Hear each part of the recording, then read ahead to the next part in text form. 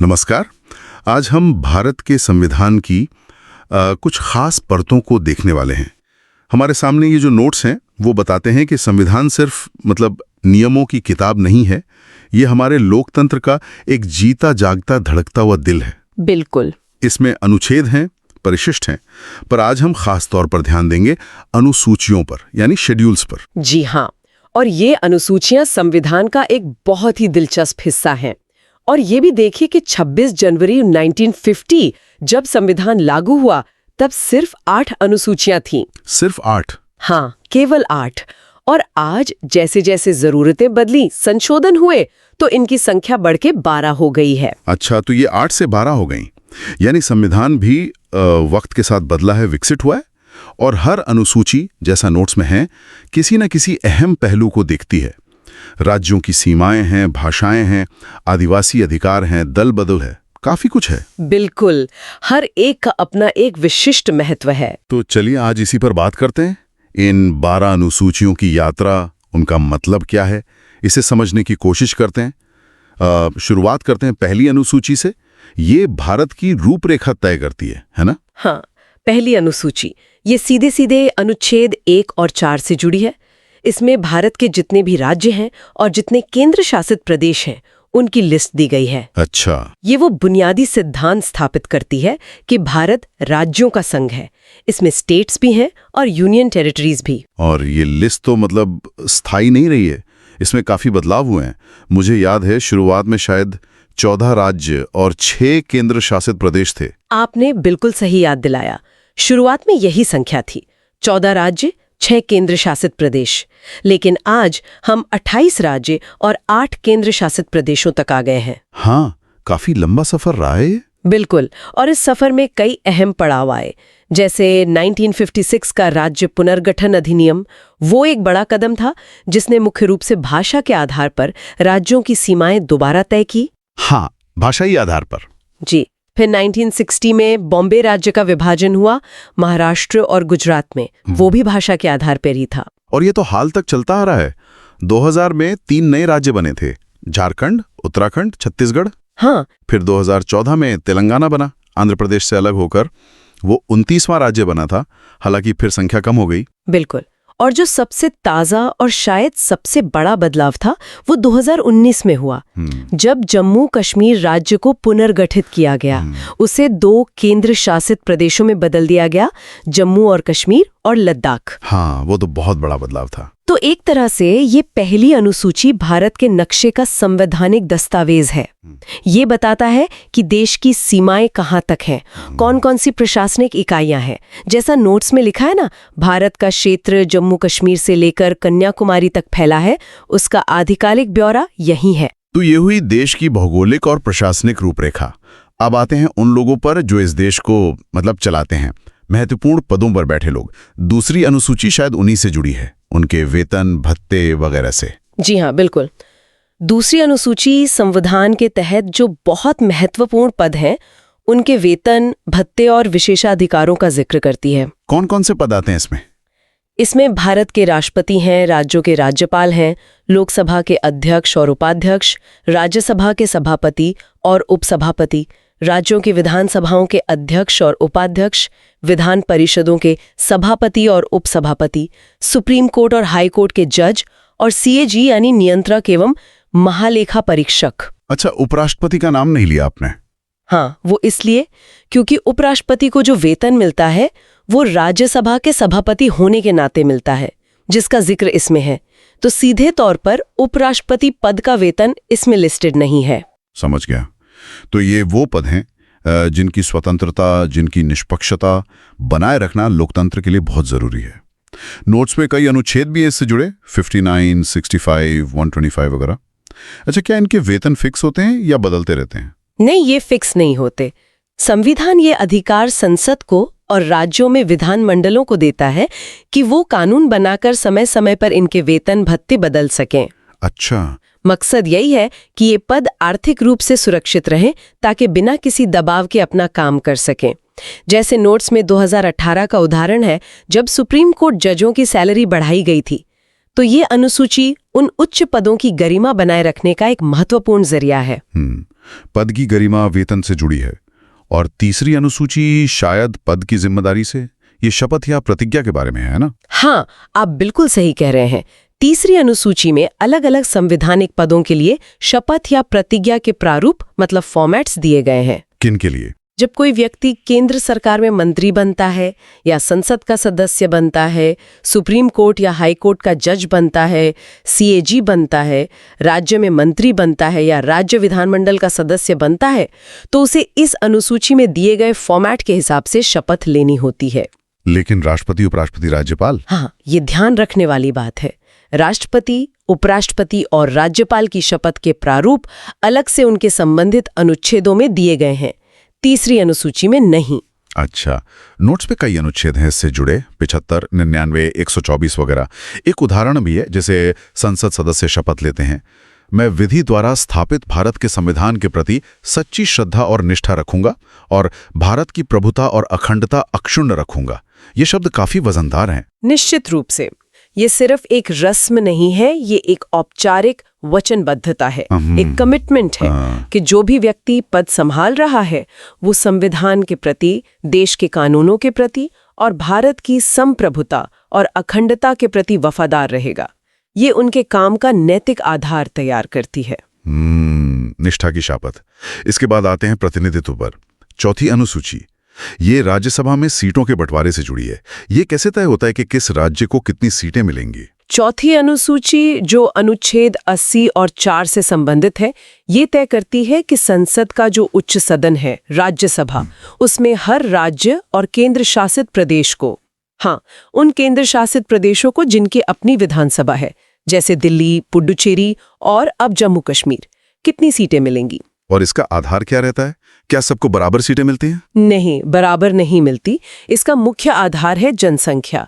जिस राज्य की आबादी ज्यादा, उसे राज्यसभा में सीटें भी ज्यादा मिलती हैं। अच्छा, जनसंख्या। हाँ, इसीलिए आप देखेंगे कि उत्तर प्रदेश, जिसकी आबादी सबसे ज्यादा है, उसके पास 31 सीटें हैं, महाराष्ट्र के पास 19 है, वहीं सिक्किम जैसे छोटे राज्य के पास सिर्फ 1 सीट है। तो ये व्यवस्था राज्यों को उनकी आबादी के हिसाब से प्रतिनिधित्व देने की कोशिश करती है, हालांकि ये बिल्कुल सीधा अनुपात नहीं होता। तो जनसंख्या के आधार पर प्रतिनिधित्व। अब जरा उन इलाकों की बात करते हैं जहां की सामाजिक सांस्कृतिक बनावट थोड़ी अलग है। 5 करते हैं जहां की सामाजिक सांस्कृतिक बनावट थोड़ी अलग है। 5वीं अनुसूची, ये अनुसूचित क्षेत्रों और अनुसूचित जनजातियों के प्रशासन से संबंधित है। इसमें क्या खास बात है? 5वीं अनुसूची ये अनुच्छेद 244(1) के तहत आती है। ये उन राज्यों के अनुसूचित क्षेत्रों और वहां रहने वाली अनुसूचित जनजातियों के प्रशासन और नियंत्रण के लिए विशेष प्रावधान करती है, जहां बड़ी संख्या में आदिवासी समुदाय रहते हैं। अच्छा, पर इसमें एक बात ध्यान रखने वाली है, ये असम, मेघालय, त्रिपुरा और मिजोरम पर लागू नहीं होती। उनके लिए 6ठी अनुसूची में अलग से व्यवस्था है। ओके, तो इस 5वीं अनुसूची में किस तरह के विशेष प्रावधान हैं? देखिए, इसके तहत राज्यपाल को काफी महत्वपूर्ण शक्तियां दी गई हैं। गवर्नर किसी भी क्षेत्र को अनुसूचित क्षेत्र घोषित कर सकते हैं या उसकी सीमाओं को बदल सकते हैं। वो ऐसे नियम बना सकते हैं जो उन क्षेत्रों में शांति और अच्छे शासन के लिए जरूरी हों, और वो संसद या राज्य विधानमंडल के किसी कानून को उन क्षेत्रों में लागू होने से रोक सकते हैं या कुछ बदलावों के साथ लागू कर सकते हैं। अच्छा, मतलब काफी स्वायत्ता। जी, और सबसे जरूरी बात, हर ऐसा राज्य जहां अनुसूचित क्षेत्र है, वहां एक जनजातीय सलाहकार परिषद यानी ट्राइबल एडवाइजरी काउंसिल बनाना अनिवार्य है। इसमें ज्यादा से ज्यादा 20 सदस्य होते हैं, जिनमें से 3/4 उस राज्य की विधानसभा के सदस्य होते हैं जो अनुसूचित जनजातियों का प्रतिनिधित्व करते हैं। और इस परिषद का काम क्या है? ये परिषद आदिवासियों के कल्याण और उनकी उन्नति से जुड़े मामलों पर राज्यपाल को सलाह देती है। इसका मूल मकसद यही है कि इन समुदायों की जो खास संस्कृति है, उनकी रीति रिवाज हैं, उनके ज़मीनी अधिकार हैं, उनकी रक्षा हो सके और साथ ही उनका सामाजिक आर्थिक विकास भी हो। झारखंड, उड़ीसा, छत्तीसगढ़, मध्य प्रदेश, महाराष्ट्र जैसे कई राज्यों के हिस्से इस अनुसूची के दायरे में आते हैं। तो ये एक तरह से उन समुदायों के अधिकारों और पहचान को बचाने का संवैधानिक तरीका है। और फिर आती 6ठी अनुसूची, जिसके आपने जिक्र किया। ये सिर्फ 4 उत्तर पूर्वी राज्यों असम, मेघालय, त्रिपुरा और मिजोरम के जनजाति क्षेत्रों पर लागू होती है। इसमें 5वीं से क्या अलग है? ये क्यों है अलग? छठी अनुसूची ये अनुच्छेद 244(2) और 275(1) के तहत है। ये इन 4 राज्यों के जनजातीय क्षेत्रों के लिए 5वीं अनुसूची से भी ज्यादा स्वायत्ता वाली प्रशासनिक व्यवस्था देती है। यहाँ की व्यवस्था काफी अलग और मजबूत है। ज्यादा स्वायत्ता कैसे है? क्या खास है इसमें? यहाँ की सबसे बड़ी विशेषता है स्वायत्त जिला परिषदों, ऑटोनमस डिस्ट्रिक्ट काउंसिल्स, एडीसीज, और कुछ मामलों में स्वायत्त क्षेत्रीय परिषदों, ऑटोनमस रीजनल काउंसिल्स, एआरसीज। अच्छा, ये परिषदें क्या करती हैं? इन परिषदों को काफी ज्यादा शक्तियां दी गई हैं। वो अपने इलाके के लिए जमीन, जंगल, नहर का पानी, वहाँ के पारंपरिक रीति रिवाज, शादी, तलाक, सामाजिक प्रथाएं, इन सब विषयों पर कानून बना सकती हैं। कानून बना सकती हैं? हाँ, कानून बना सकती हैं। उन्हें कुछ हद तक न्यायिक शक्तियां भी मिली हुई हैं। वो ग्राम अदालतें बना सकती हैं। और बहुत महत्वपूर्ण बात, उन्हें अपने इलाके में कुछ टैक्स लगाने और वसूलने का भी अधिकार है। टैक्स लगाने का भी अधिकार? जी। ये व्यवस्था इसलिए बनाई गई ताकि इन इलाकों की जो विशिष्ट जनजातीय संस्कृतियां हैं, भाषाएं हैं, उनकी जो पारंपरिक स्वशासन की प्रणालियां हैं, उन्हें न सिर्फ बचाया जा सके बल्कि उन्हें फलने फूलने का मौका भी मिले। ये उत्तर पूर्व की जो जटिल जातीय संरचना है और जो ऐतिहासिक संदर्भ है, उनको ध्यान में रखकर बनाई गई एक बहुत ही अनूठी व्यवस्था है। ये सच में दिखाता है कि संविधान बनाने वालों ने भारत की विविधता को कितनी गहराई से समझा था और उसके लिए कितने लचीले इंतजाम किए। अच्छा, विविधता की बात हुई तो अब शक्तियों के विभाजन पर आते हैं।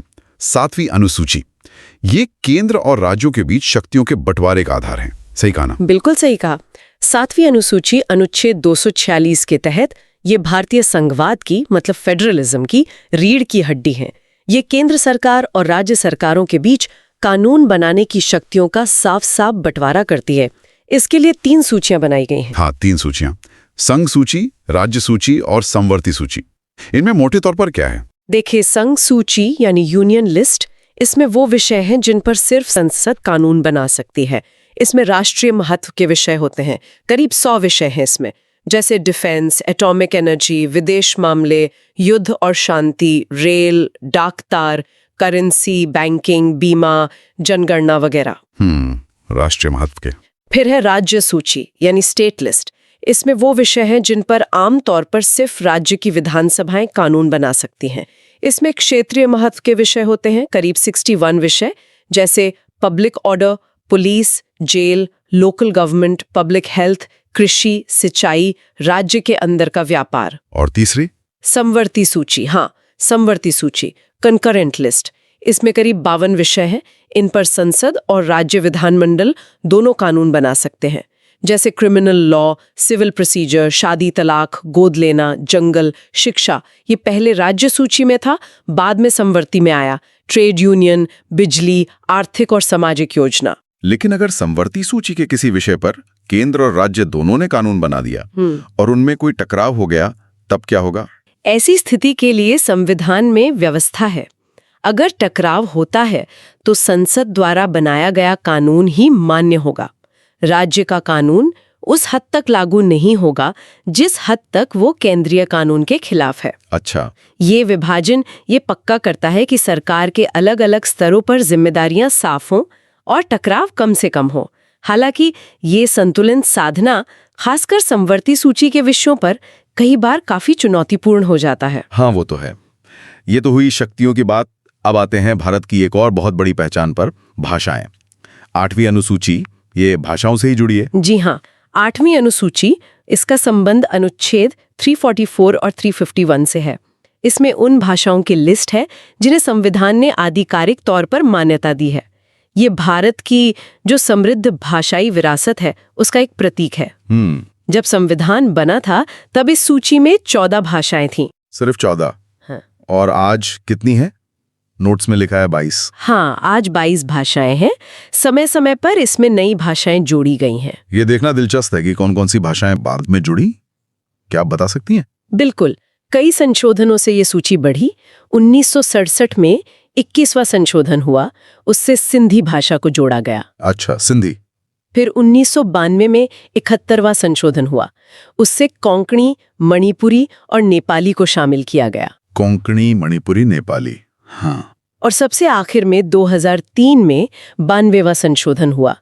उससे 4 भाषाएं जुड़ी: बोडो, डोगरी, मैथिली और संथाली। बोडो, डोगरी, मैथिली, संथाली 2003 में? जी। तो अब कुल 22 भाषाएं हैं। इस अनुसूची में शामिल होने से इन भाषाओं को सरकारी प्रोत्साहन मिलता है, उनका विकास होता है और ये देश की भाषाई विविधता को सम्मान देने का एक तरीका भी है। बिल्कुल। भाषाओं की विविधता के बाद अब एक ऐसी अनुसूची पर आते हैं जिसका इतिहास थोड़ा विवादों में रहा है। 9वीं अनुसूची। नोट्स कहते हैं इसका मकसद कुछ कानूनों को न्यायिक समीक्षा, मतलब जुडिशियल रिव्यू से बचाना था, खासकर भूमि सुधार कानूनों को। हाँ, 9वीं अनुसूची। इसे अनुच्छेद 31B के साथ पहले ही संविधान संशोधन 1951 से जोड़ा गया था। पहला संशोधन? पहला ही। इतनी जल्दी जरूरत पड़ गई? हाँ, उस समय का संदर्भ समझना बहुत जरूरी है। आजादी के बाद सरकार बड़े पैमाने पर भूमि सुधार लागू करना चाहती थी। जमींदारी प्रथा खत्म करनी थी, जमीन का न्यायपूर्ण बंटवारा करना था। हाँ, वो तो बहुत बड़ा मुद्दा था। बिल्कुल। लेकिन इन सुधार कानूनों को अदालतों में चुनौती दी जा रही थी। कहा जा रहा था कि ये संपत्ति के मौलिक अधिकार का उल्लंघन करते हैं। इससे पूरी सुधार प्रक्रिया धीमी पड़ रही थी, रुक रही थी। इसीलिए 9वीं अनुसूची बनाई गई। इसमें जिन कानूनों को डाल दिया जाता था, उन्हें इस आधार पर अमान्य घोषित करने से सुरक्षा मिल जाती थी कि वो भाग 3 यानी मौलिक अधिकारों का उल्लंघन करते हैं। तो मतलब एक तरह का कवच दे दिया गया इन कानूनों को। हाँ, उस वक्त इसका मूल उद्देश्य यही था कि जो जमीन के मालिकाना हक में भारी असमानता थी, उस बड़ी सामाजिक आर्थिक समस्या को तेजी से हल किया जा सके। लेकिन क्या ये कवच आज भी उतना ही मजबूत है? नोट्स में केशवानंद भारती केस और IR कोयलो केस का जिक्र है। क्या अदालतों ने इस पे कोई रोक लगाई है? ये बहुत ही अहम सवाल है। देखिए, शुरुआत में तो यही माना जाता था कि 9वीं अनुसूची में जो कानून डाल दिया गया वो बस न्यायिक समीक्षा से पूरी तरह बाहर हो गया। लेकिन फिर आया 1973 में केशवानंद भारती मामला। उसमें सुप्रीम कोर्ट ने मूल संरचना यानी बेसिक स्ट्रक्चर का सिद्धांत दिया। कहा कि संविधान के कुछ बुनियादी सिद्धांत हैं जिन्हें संसद भी नहीं बदल सकती। हाँ, मूल ढांचा। जी। इस फैसले के बाद स्थिति बदलने लगी और फिर 2007 में IR कोयलो बनाम तमिलनाडु राज्य का मामला आया। इसमें सुप्रीम कोर्ट ने एक ऐतिहासिक फैसला दिया। क्या कहा कोर्ट ने? कोर्ट ने साफ कर दिया है कि 24 अप्रैल 1973 यानी केशवानंद भारती फैसले की तारीख के बाद 9वीं अनुसूची में शामिल किया गया कोई भी कानून न्यायिक समीक्षा से परे नहीं है। अगर ऐसा कोई कानून संविधान के मूल संरचना का उल्लंघन करता है या अनुच्छेद 14 समानता, 19 स्वतंत्रता और 21 जीवन का अधिकार के तहत मौलिक अधिकारों का उल्लंघन करता है, तो उसे अदालत में चुनौती दी जा सकती है और उसे रद्द भी किया जा सकता है। अच्छा, तो अब ये पूरी तरह से सुरक्षित नहीं है? नहीं, बिल्कुल नहीं। तो अब 9वीं अनुसूची कानूनों को वो पहले जैसा अभेद्य कवच प्रदान नहीं करती। ये तो न्यायपालिका की भूमिका का एक बड़ा उदाहरण है कि कैसे उसने संतुलन बनाया। चलिए अब 10वीं अनुसूची की बात करते हैं। इसे हम आमतौर पर दल बदल विरोधी कानून, एंटी डिफेक्शन लॉ के नाम से जानते हैं। इसकी जरूरत क्यों पड़ी थी? 10वीं अनुसूची, इसे 52वें संविधान संशोधन 1985 के जरिए जोड़ा गया था। इसका संबंध अनुच्छेद 102 का और 191 का से है। 1985 में? जी। इसकी पृष्ठभूमि में भारतीय राजनीति की एक बहुत बड़ी समस्या थी। विधायकों और सांसदों का अपने निजी फायदे के लिए बार बार पार्टियां बदलना, जिसे आया राम गया राम की राजनीति कहा जाता था। हाँ, सुना है ये। इससे सरकारें अस्थिर हो जाती थीं, बार बार गिरती थीं, बनती थीं और एक तरह से ये जनता के दिए हुए वोट का भी अपमान था। इसी चीज पर रोक लगाने के लिए ये कानून लाया गया। तो इसमें क्या प्रावधान है? कैसे रोकता है ये दल बदल? किन स्थितियों में सदस्य अयोग्य हो सकता है? इसके तहत किसी भी सदन का सदस्य कुछ आधारों पर अयोग्य यानी डिस्क्वालिफाइड हो सकता है। पहला, अगर वो अपनी मर्जी से अपनी राजनीतिक पार्टी की सदस्यता छोड़ दे। ठीक है। दूसरा, अगर वो अपनी पार्टी के व्हिप मतलब पार्टी के आधिकारिक निर्देश के खिलाफ जाकर सदन में वोट करे या वोटिंग से गैर हाजिर रहे और पार्टी ने उसे 15 दिन के अंदर माफ न किया हो। अच्छा, व्हिप का उल्लंघन। जी। इसके अलावा अगर कोई निर्दलीय सदस्य चुनाव जीतने के बाद किसी राजनीतिक दल में शामिल हो जाए तो वो भी अयोग्य हो जाएगा। और अगर कोई मनोनीत सदस्य नॉमिनेटेड मेंबर शपथ लेने के 6 महीने बाद किसी पार्टी में शामिल होता है तो वो भी अयोग्य हो सकता है। और ये फैसला कौन करता है कि सदस्य अयोग्य है या नहीं? और क्या इस कानून में भी कुछ बदलाव हुए हैं? नोट्स में 91वें संशोधन का भी जिक्र है। दल बदल के आधार पर अयोग्यता का फैसला सदन के पीठासीन अधिकारी करते हैं। लोकसभा में स्पीकर, राज्यसभा में सभापति, विधानसभा में स्पीकर, अध्यक्ष करते हैं। जी। हालांकि सुप्रीम कोर्ट ने किहोतो होलोहाम मामला 1992 में ये साफ कर दिया था कि पीठासीन अधिकारी का फैसला न्यायिक समीक्षा के दायरे में आता है, मतलब उसे अदालत में चुनौती दी जा सकती है। अच्छा। जहां तक बदलाव की बात है, हाँ, 91वां संशोधन अधिनियम 2003 बहुत महत्वपूर्ण था। इसने कानून को और सख्त बनाया। पहले क्या होता था कि अगर किसी पार्टी के 1/3 सदस्य टूटकर अलग हो जाते थे, जिसे विभाजन या स्प्लिट कहते थे, तो उनकी सदस्यता बच जाती थी। हाँ, ये तो सुना है। इस प्रावधान का बहुत गलत इस्तेमाल हो रहा था। थोक में दल बदल हो रहा था। 91वें संशोधन ने इस विभाजन वाले बचाव को ही खत्म कर दिया। अच्छा, अब स्प्लिट पर बचाव नहीं है? नहीं, अब सिर्फ विलय यानी मर्जर की स्थिति में छूट है। यानी अगर किसी पार्टी के कम से कम 2/3 सदस्य किसी दूसरी पार्टी में विलय करने का फैसला करते हैं, तभी उनकी सदस्यता बची रहेगी। 2/3, ये तो बड़ा नंबर है। जी, तो कानून तो जरूरी था, लेकिन इसके लागू होने पर, इसकी प्रभावशीलता पर अक्सर सवाल उठते रहते हैं, खासकर पीठासीन अधिकारी के फैसले की निष्पक्षता और उसमें होने वाली देरी को लेकर। हाँ, ये मुद्दे तो सुनने में आते हैं। मतलब कानून हैं पर अमल में चुनौतियां भी हैं। चलिए, अब हम आखिरी 2 अनुसूचियों पर आते हैं, 11वीं और 12वीं। ये सीधे तौर पर जमीनी स्तर के लोकतंत्र से जुड़ी हैं, पंचायती राज और नगर पालिकाएं। पहले 11वीं अनुसूची की बात करते हैं। 11वीं अनुसूची, इसे 73वें संविधान संशोधन अधिनियम 1992 द्वारा जोड़ा गया। ये अनुच्छेद 243G से संबंधित है। ये एक बहुत ही ऐतिहासिक संशोधन था। इसने भारत में पंचायती राज व्यवस्था को संवैधानिक दर्जा दिया। इससे पहले ये सिर्फ नीति निदेशक तत्वों का हिस्सा था। हाँ, 73वां संशोधन, बहुत सुना इसके बारे में। इसने पंचायतों को असल में क्या ताकत दी? इस अनुसूची में पूरे 29 विषय लिस्ट किए गए हैं। ये वो विषय हैं जिन पर पंचायतों को शक्तियां, अधिकार और जिम्मेदारियां सौंपी जा सकती हैं, ताकि वो सही मायने में स्वशासन की संस्थाओं की तरह काम कर सकें।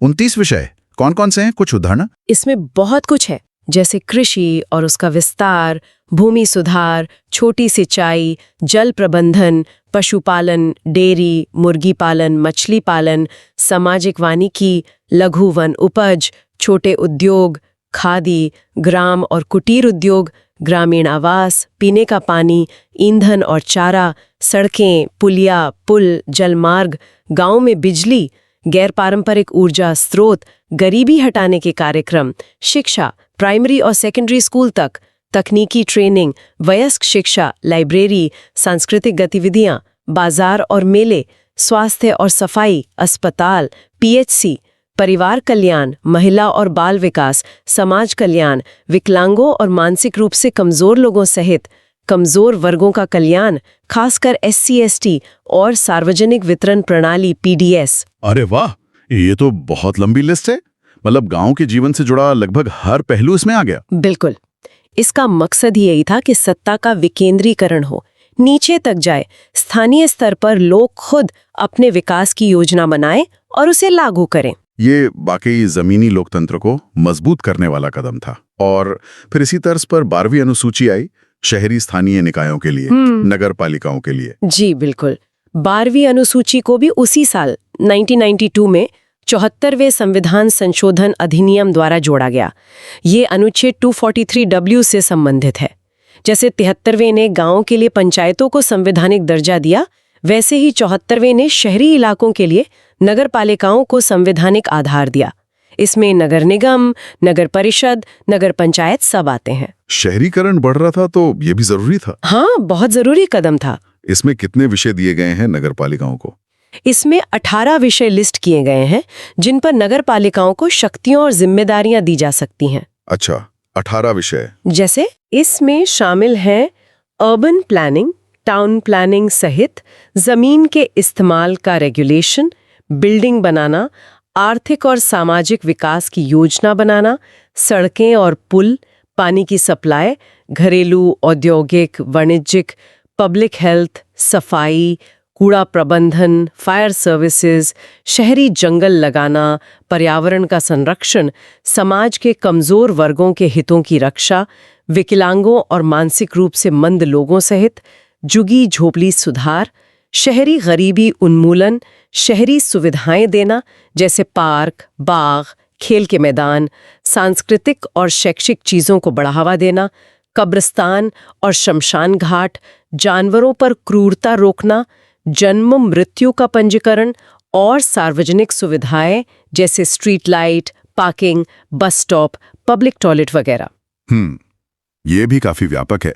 शहर के मैनेजमेंट और विकास के लिए जरूरी चीज है। जी, लक्ष्य यही था कि शहरों का बेहतर प्रबंधन हो, उनका विकास हो और इसके लिए स्थानीय स्तर पर सक्षम संस्थाएं बने। तो ये थी हमारे संविधान की इन 12 अनुसूचियों की कहानी। पहली से लेकर 12वीं तक हमने देखा कि कैसे ये शुरुआत की 8 से बढ़कर 12 हुई। ये दिखाता है कि कैसे हमारा संविधान देश की बदलती जरूरतों के साथ खुद भी विकसित हुआ है। बिल्कुल, और ये सिर्फ संख्या का बढ़ना नहीं है, ये इस बात का सबूत है कि हमारा संविधान एक मरा हुआ दस्तावेज नहीं, बल्कि एक जीवंत दस्तावेज है जो समय के साथ सांस लेता है, बदलता है और प्रासंगिक बना रहता है। सही कहा। ये अनुसूचियां सिर्फ लिस्ट नहीं है, ये हमारे संघीय ढांचे को चलाने, लोकतंत्र को और गहरा करने, हमारी भाषाई और सांस्कृतिक विविधता को सहेजने और प्रशासन को प्रभावी बनाने के प्रैक्टिकल टूल्स हैं। ये संविधान के जो आदर्श हैं, उन्हें जमीनी हकीकत में उतारने का जरिया है। बिल्कुल सही कहा आपने। ये अनुसूचियां संविधान को कागज से निकालकर आम आदमी के जीवन से जोड़ती हैं। और इसी विचार के साथ हम आज की एक गहन चर्चा यहीं समाप्त करते हैं।